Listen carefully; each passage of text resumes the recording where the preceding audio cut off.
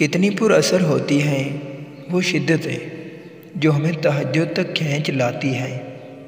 تیرے کن پر یقین ہے، اس لیے میری دعاؤں کا سلسلہ قائم ہے ابھی تک۔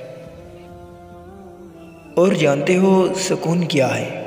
اپنے رب سے اکیلے بیٹھ کر گفتگو کرنا۔ اور پتہ ہے محبت کیا ہے؟ نماز سے کسی کو تہجد پر لے آنا۔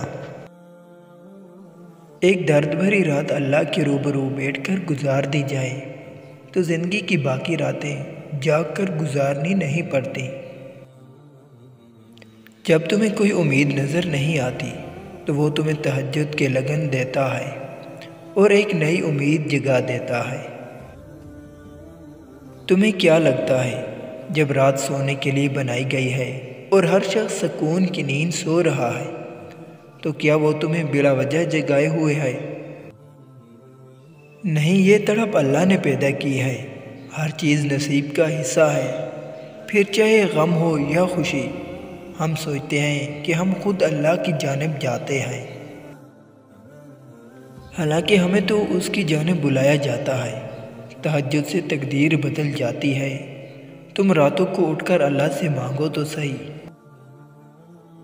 جو کہانی تہجد تک پہنچ جاتی ہے پھر وہ کبھی ادھوری نہیں رہتی۔ چاہت سے نصیب تک کا جو فاصلہ ہے وہ بس دعا کا ہے۔